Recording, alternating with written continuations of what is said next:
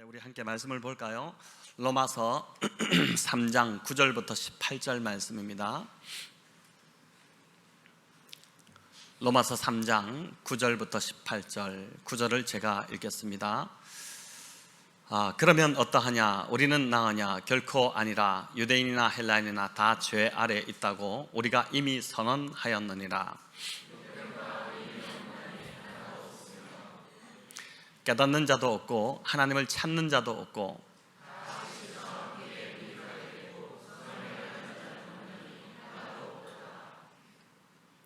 그들의 목구멍은 열린 무덤이요 그 혀로는 속임을 일삼으며 그 입술에는 독사의 독이 있고 그 발은 피 흘리는데 빠른지라. 평강의 길을 알지 못하였고 그들의 눈앞에 하나님을 두려워함이 없느니라 한과 같으니라. 아멘. 네, 다 죄 아래 있다. 우리 모두는 다 죄 아래 있다. 이런 제목으로 로마서 설교를 계속 좀 이어가겠습니다. 로마서 설교가 이제 금요 기도회와 주일 계속 이어가다 보니까 오늘 본문을 살펴보기 전에 이제 금요 기도회 설교였던, 지금 3장의 연속이기 때문에 금요 기도회 설교였던 로마서 3장 1절부터 8절의 말씀을 짧게 좀 리마인드를 다시 하고 본문으로 들어가는 것이 좀 유익하겠다 싶습니다. 지난 금요 기도회 설교 제목을 기억하시나요? 기억나십니까? 저도 기억이 안 나는데 나시겠습니까? 내가 뭘 잘못했다고, 뭐 이런 제목, 좀 특이한 제목이었죠. 여러분, 그 제목대로 로마서 3장 1절부터 8절은 유대인들이 억울하다는 항변이었습니다.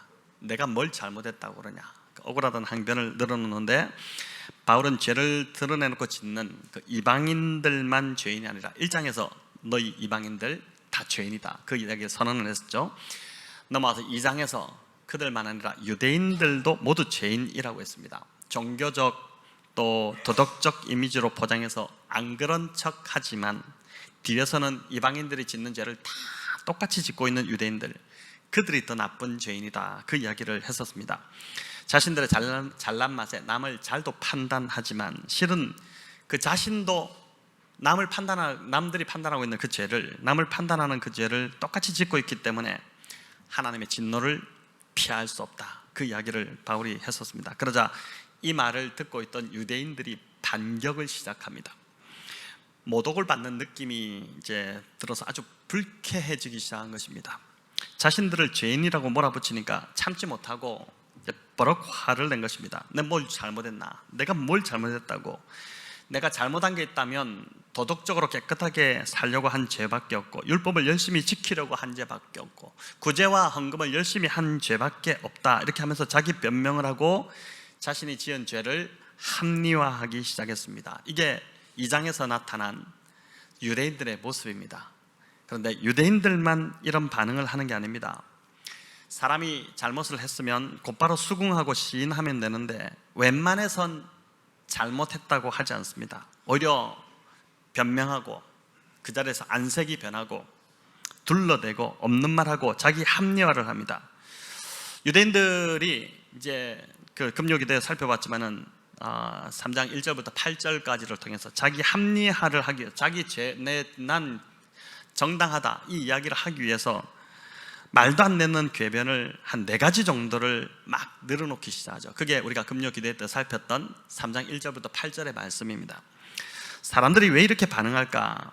그 이유는 타락한 그 인간 안에 가인의 피가 흐르고 있기 때문이라고 그랬습니다. 동생을 죽여놓고도 뻔뻔하게 자신은 모른다고 잡아대고 오히려 두 눈 부릅뜨고 하나님께 대드는 그 감당 안 되는 그런 피가 여전히 오늘날 타락한 인간 안에 흐르고 있다는 것입니다. 그래서 제가 그날 금요기도회 때 마지막 설교를 다윗의 이야기로 말씀을 맺었습니다.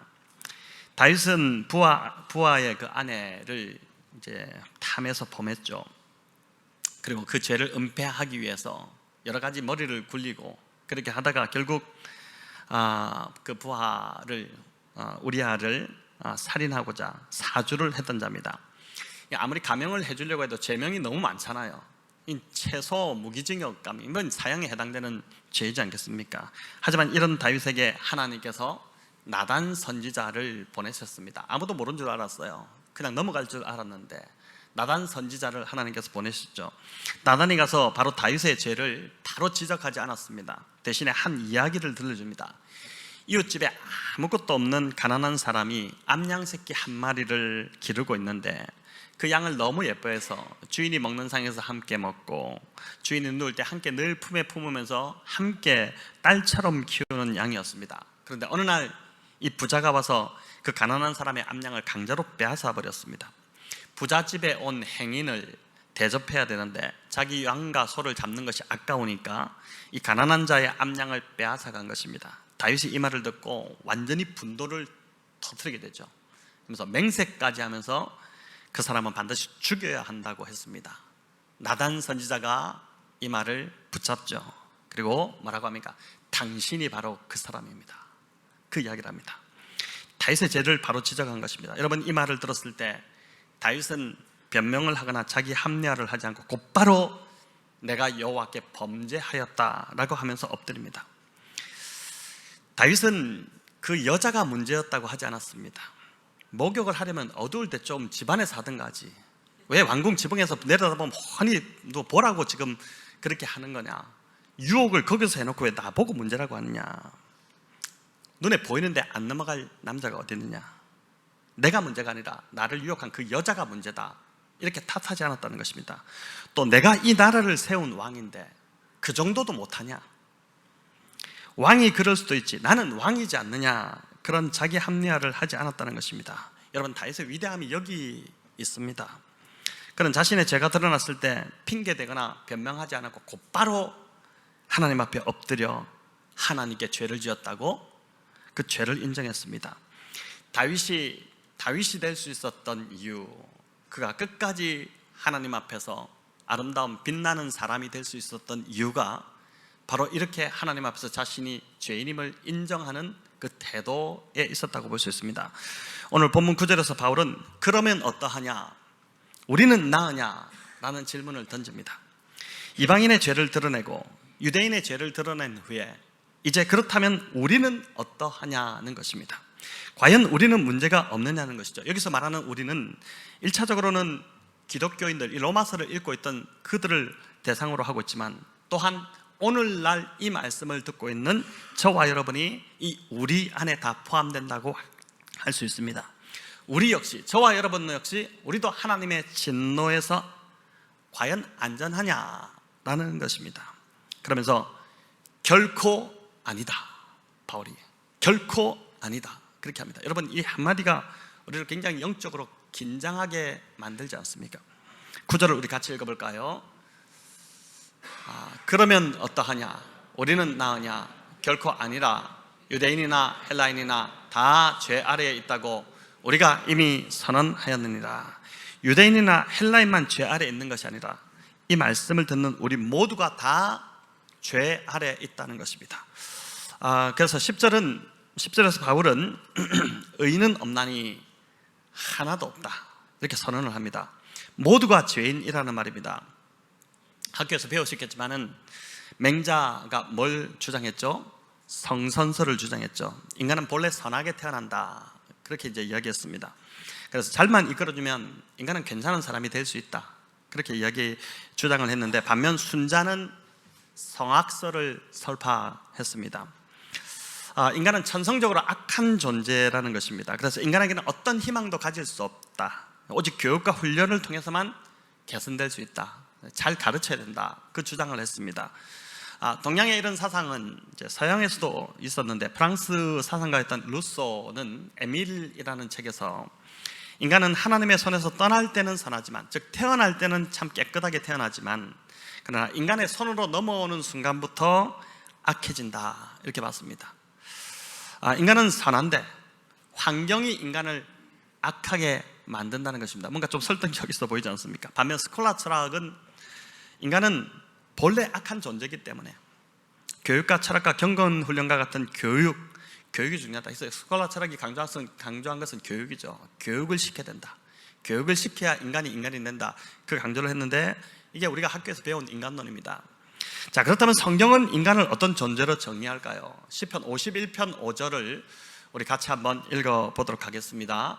내가 죄악 중에서 출생하였으며 어머니가 죄 중에서 나를 잉태하였나이다. 죄악 중에서 출생했고 어머니가 죄 중에서 나를 잉태하였다라고 합니다. 여러분, 시편 51편은 다윗이 조금 전에 이야기했던 그 밧세바를 범한 후에 지은 시편입니다.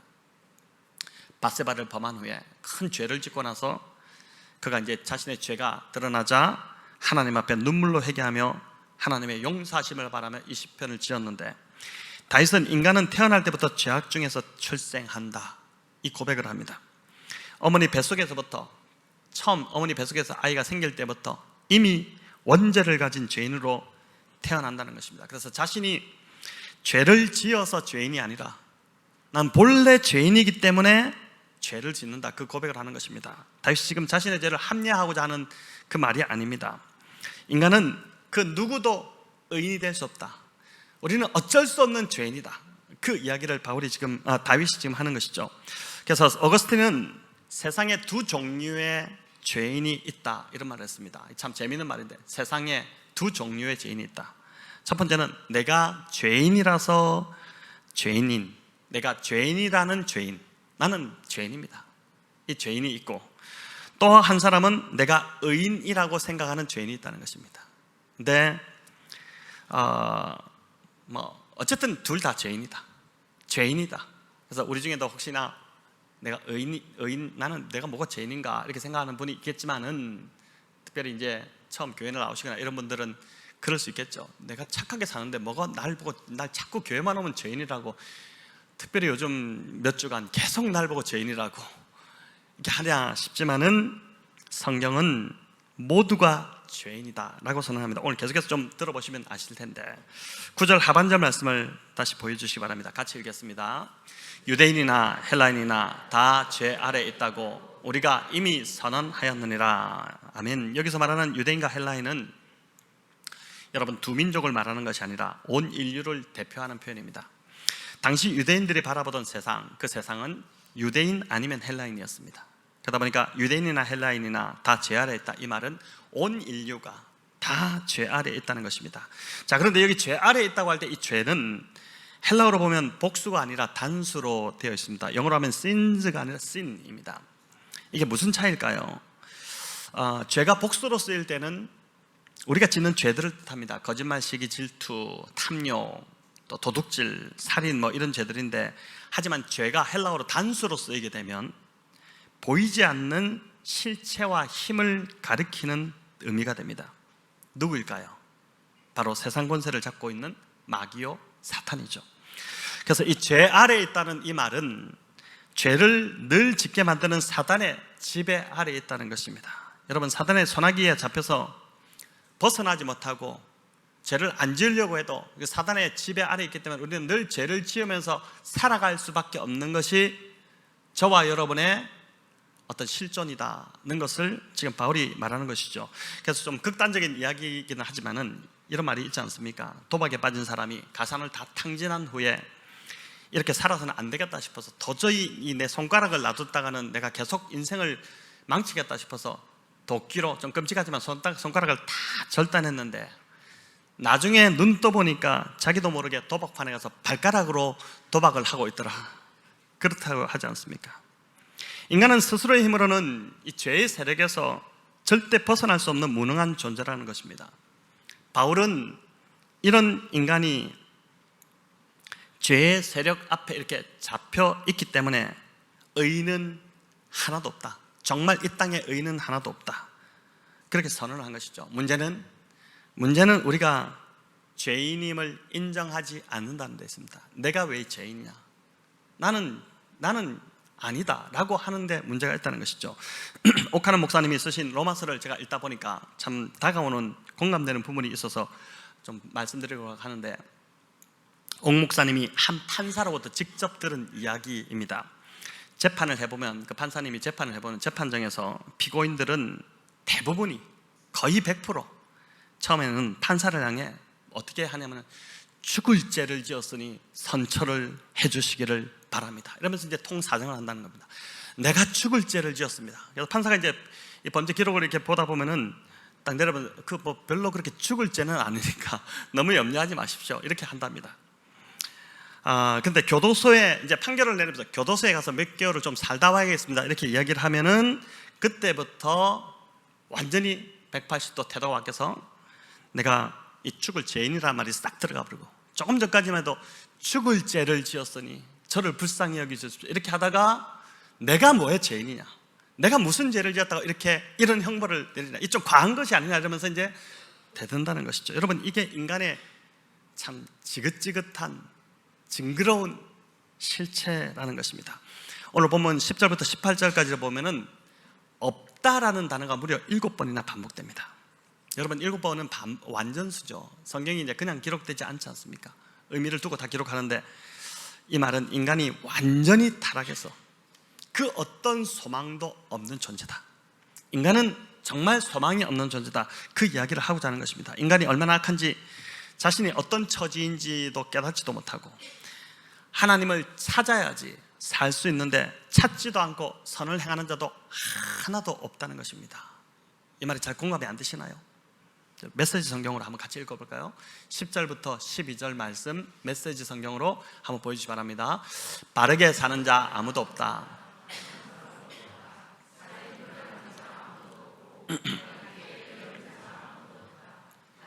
잘못된 길로 접어들러 다들 막다른 길에서 헤매고 있다.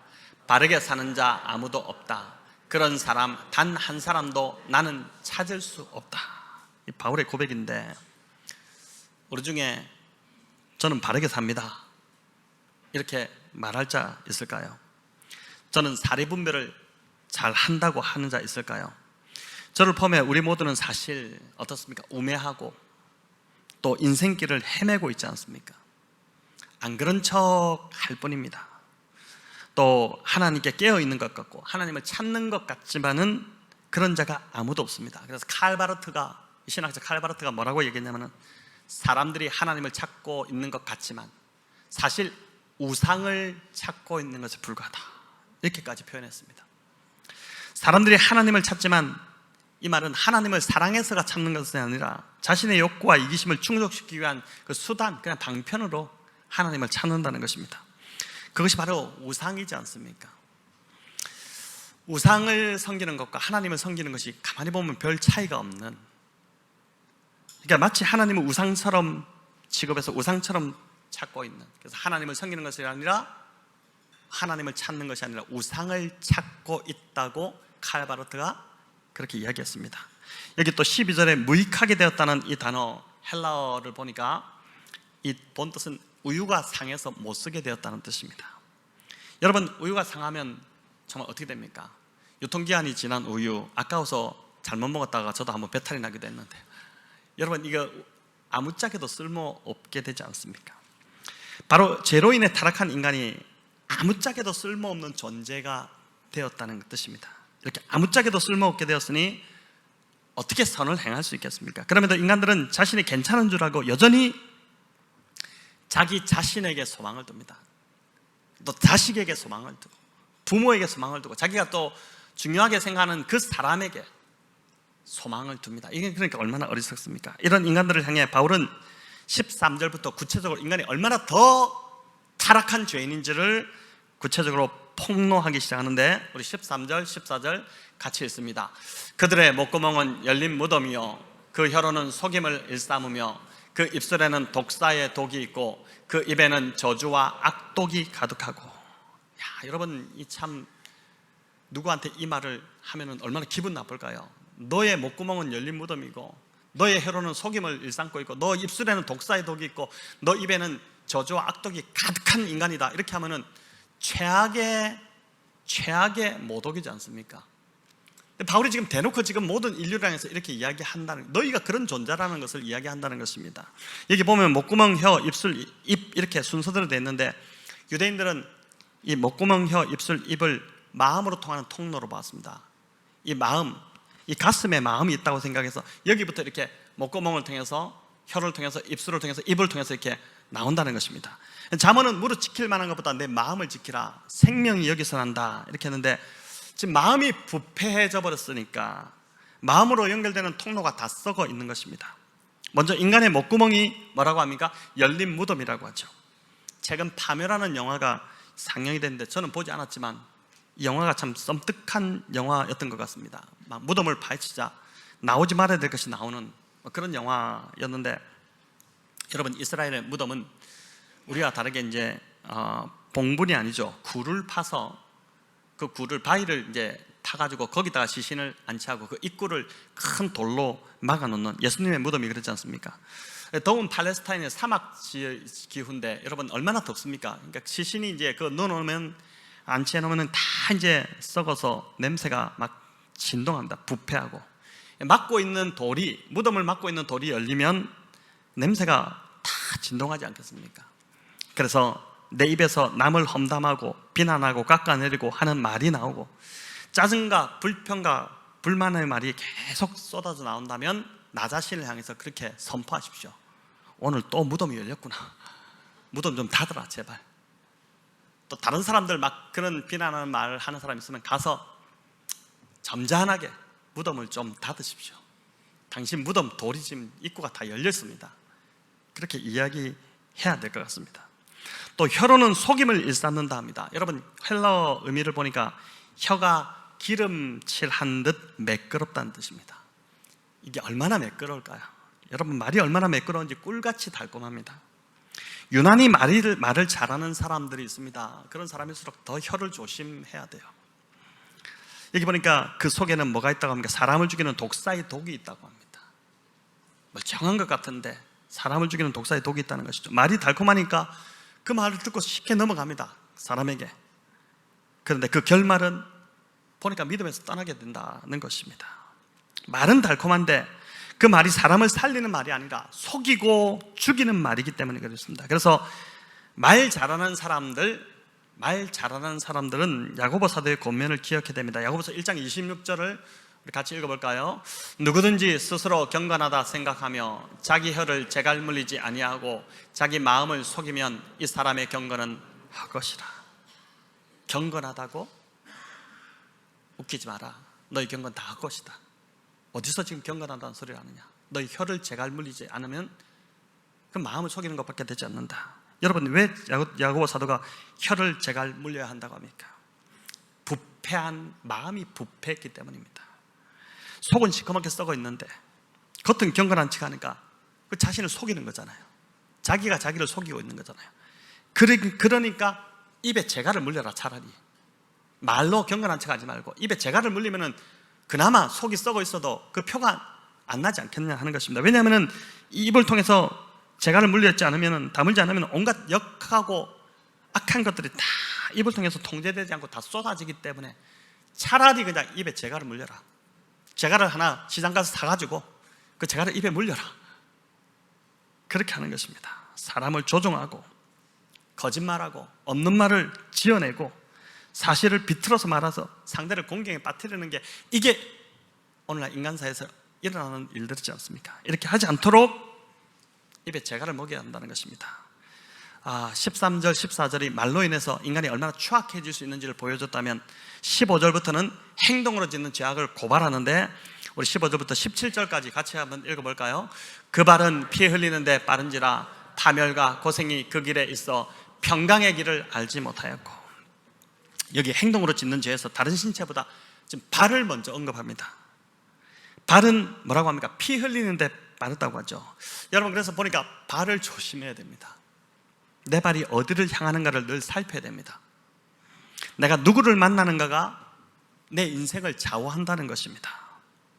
피를 흘린다는 것은 진짜 피를 흘리는 것도 있겠지만 이웃을 향해 끼치는 모든 죄악이 여기에 속합니다. 파멸과 고생의 길이 그 길에 있다, 이렇게 하죠. 여러분, 이 파멸은 다른 말로 표현하면 파괴입니다. 파멸, 파괴. 사람들이 얼마나 악한지, 발로 다니면서 하는 짓이 다른 사람들을 만나서 그 사람의 삶을 파괴하는 짓을 하고 있다는 것입니다.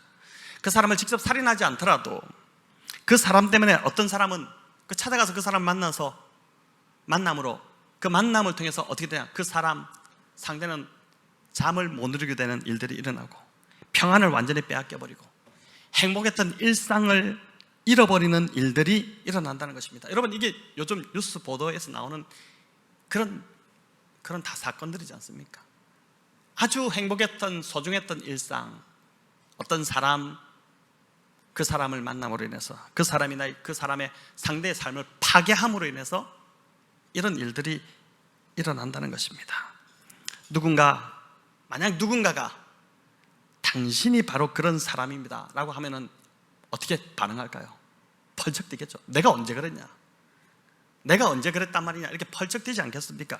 그러나 누군가에게 마음에 상처를 주어 피 흘리게 할 수 있는 소지가 내 안에도 있다는 것을 지금 바울이 이야기하고자 하는 것입니다. 우리가 그런 존재라는 것입니다. 우리가 충분히 그런 가능성이 있는 전적으로 타락한 존재가 바로 저와 여러분이다.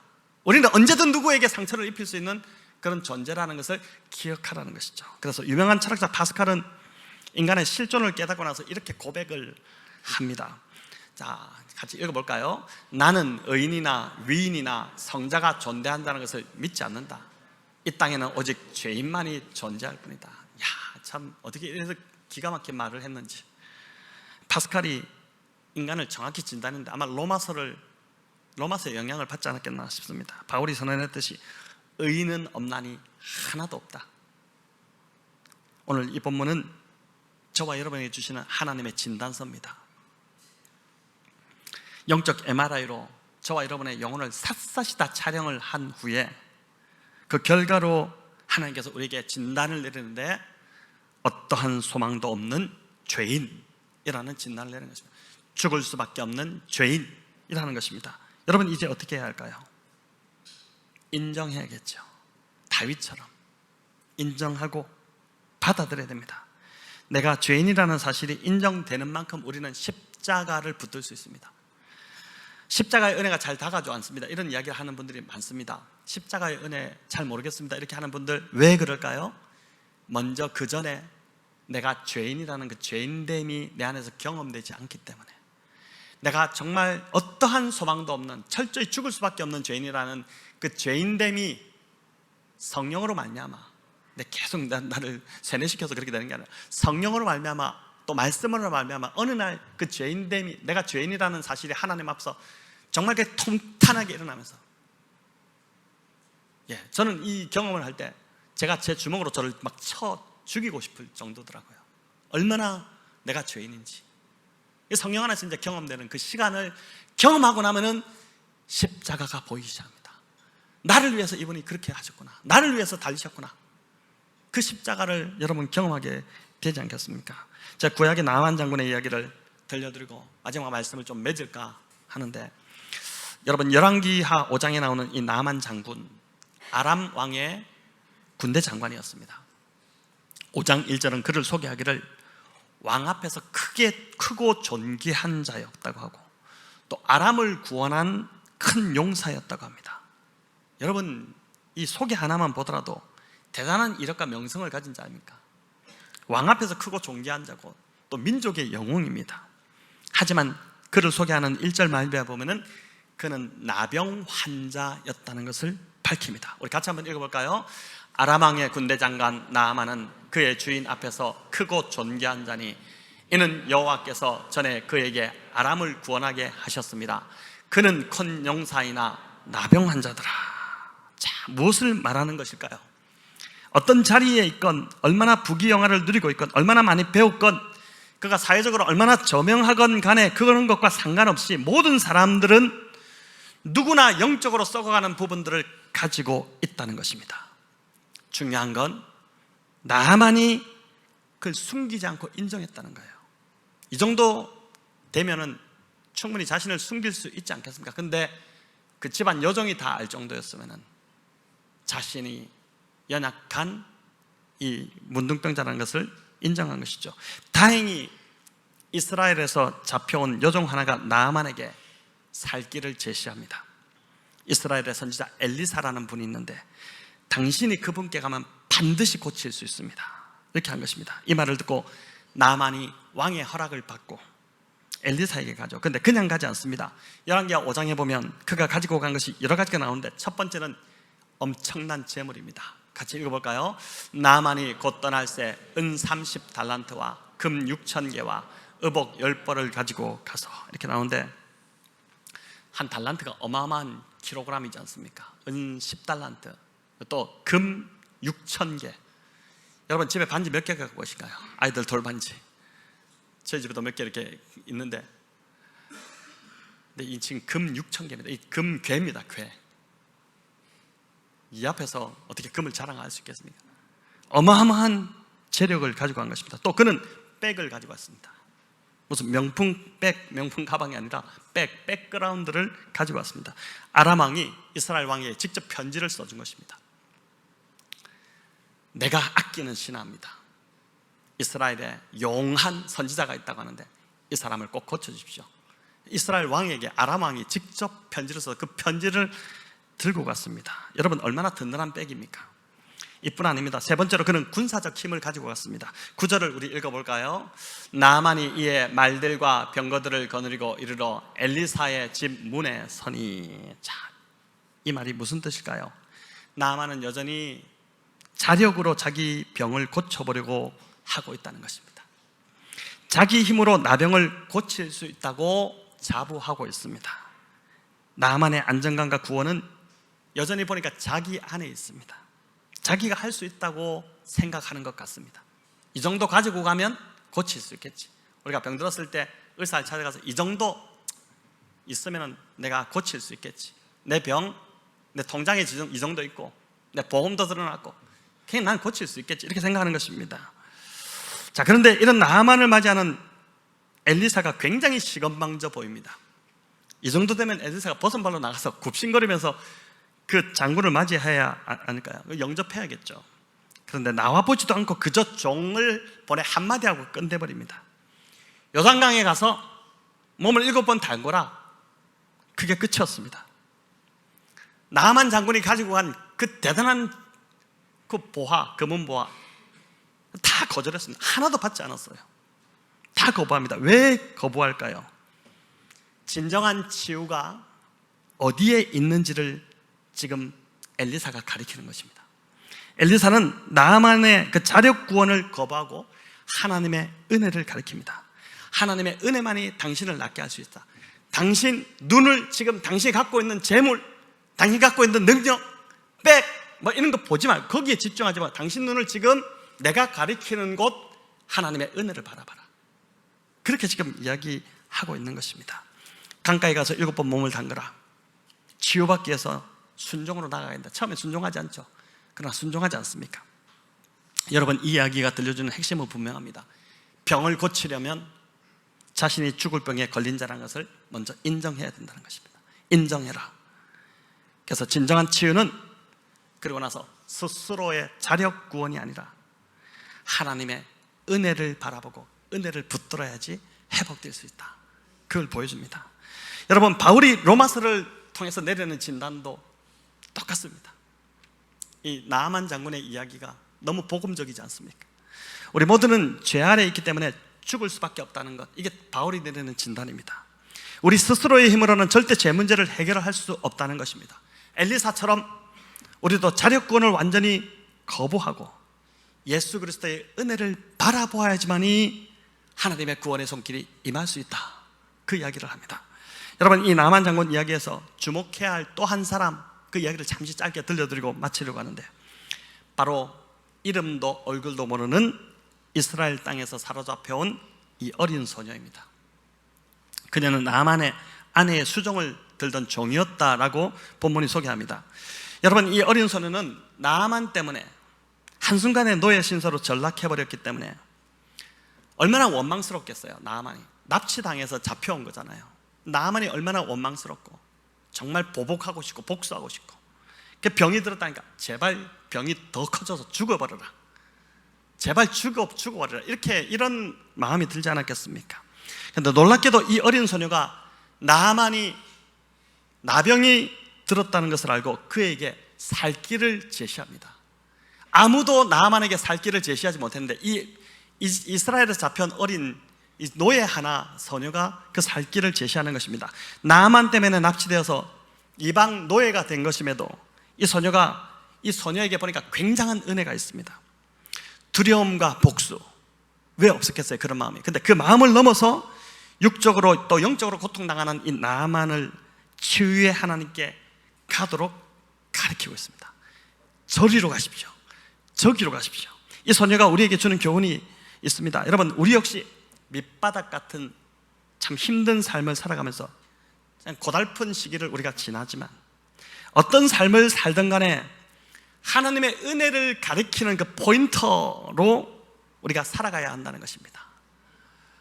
여러분, 엘리사가 하나님의 은혜를 보도록 나아만에게 이렇게 포인터 역할을 했듯이 이 소녀 역시 하나님의 은혜를 보도록 가리키는 포인터 역할을 지금 하고 있지 않습니까? 삶이 힘들다고 또 고달프다고 그 삶에 한번되어서 신세를 한탄하며 내 꼴이 이게 뭐냐 이렇게 살아가면 안 된다는 것이죠. 우리가 예수 그리스도의 복음을 듣고 적어도 예수 믿고도 못 살 수 있습니다. 예수 믿고도 여전히 가난할 수 있어요. 그러나 우리가 그런 것이 중요한 것이 아니라 적어도 우리가 예수 그리스도의 복음을 듣고 재용사함을 받고 물과 성령으로 거듭난 자라면은 여러분, 이 얼마나 이 어린 소녀의 삶이 비참했겠습니까? 하지만 그 비참한 삶 속에서도 그가 하나님의 은혜를 붙잡고 있는 이 어린 소녀였기 때문에 이 소녀 어떻게 합니까? 하나님의 은혜를 가리키는 역할, 그 대장군 나아만에게 하나님의 은혜를 가리키는 역할을 지금 하고 있지 않습니까? 여러분, 그렇다면 우리 역시 우리가 어떤 삶을 살고 있든 간에 관계없이 또 다른 자들, 영적으로 병이 걸려 죽어가는 자들, 그들에게 예수 그리스도의 은혜를 바라보도록 예수님을 가리키는 그 포인터가 되어야 한다는 것입니다. 고침받은 나아만 돌아와서 이 소녀에게 아무것도 보상하지 않았을까요? 완전히 그 집에서 최고 존귀한 자로 만들어 주었겠죠. 어쩌면 아내로 삼았을지도 모르겠습니다. 여러분, 우리가 이런 은혜를 가리키는 포인터로 살아갈 때 하나님이 우리의 삶을 회복시킨다는 것입니다. 우리의 삶을 그냥 두지 않으실 것입니다. 오늘 말씀 속에서 우리 각자에게 주시는 주님의 음성이 있다고 분명히 믿습니다. 신앙은 철저하게, 성도 여러분, 신앙은 철저하게 자신에게 절망하는 것에서부터 시작됩니다. 절망해 보셨나요? 정말 절망해 보셨나요? 처절하게 나의 이 죄성 때문에 절망해 보셨습니까? 여러분, 그것을 통과해서 십자가가 진짜 십자가로 나에게 다가오기 시작합니다. 내가 얼마나 흉악한 죄인인지, 소망이 없는 자인지 처절하게 자신에게 대해 절망할 때, 그때 비로소 하나님의 구원의 손길이 우리에게 임하게 될 것입니다. 죄인됨에 대한 이 처절한 고백으로 로마서가 계속 지금 죄를 이야기하는데, 여러분, 이 로마서를 들으면서 이 죄인됨에 대한 자리로 한번 깊이 떨어져 버리는, 성령 안에서 주시는 성령으로 말미암아 내가 얼마나 죄인인지를 통탄하고 애통하며 하나님 앞에 울부짖는 그런 시간을 한번 통과해 보시기를 우리 주님의 이름으로 간절히 축원합니다.